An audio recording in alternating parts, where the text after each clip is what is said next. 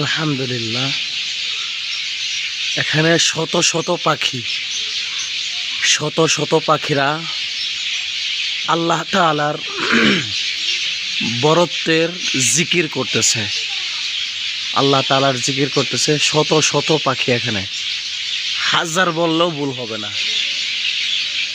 আল্লাহু আকবার, সুবহানাল্লাহ, আলহামদুলিল্লাহ।